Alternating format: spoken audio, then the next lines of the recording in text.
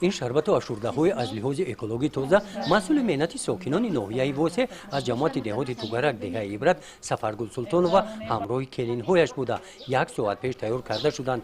سفرگل همین قدر محصولات دیگر رو در انبار منزلی استقامتیشون نگاه می‌دارد. سفرگل میگوید که از بس که دهه آنها در سرگاه کوه نمک جایگیر است، بسیار سیاحان هنگام گذشتن از این راه به خانه آنها مهمان شده از شربت و میوه‌های تیار نموده آنها بارها نوش جان نمودند. اویلای سفرگل برای دوره زمستان گذرانی آماده شدند. اکنون در این سمت آنها به همسایه‌ها کمک می‌رسانند.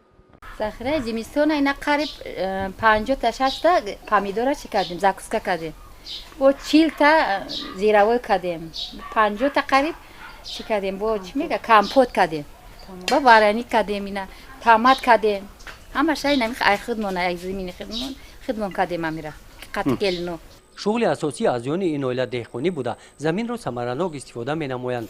در این اویله برای دوره زمستان گذرانی چنین نوع‌های گوناگون محصولات‌های غذایی ذخیره کرده شدند. اویله سفرگل سلطانova مقصد دارند که از حاصل محصولات‌های خوجگی دهخانیشان در موسم دوره زمستان به مکتب اینترنت‌ها کمک‌های یک وقته مادی رسانند. گزارش خواجه نظریف خدای نظر ظهورов از ناحیه واسه برای برنامه اطلاعاتی نوید.